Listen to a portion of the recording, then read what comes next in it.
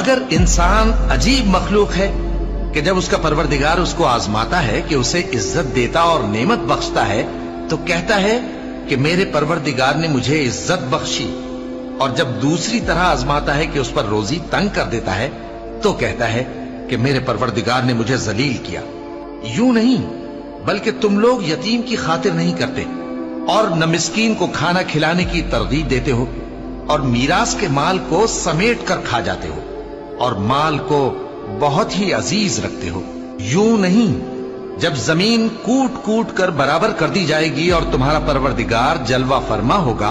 اور فرشتے قطار در قطار آ جائیں گے اور دوزخ اس دن سامنے لائی جائے گی، تو انسان اس دن سوچے گا،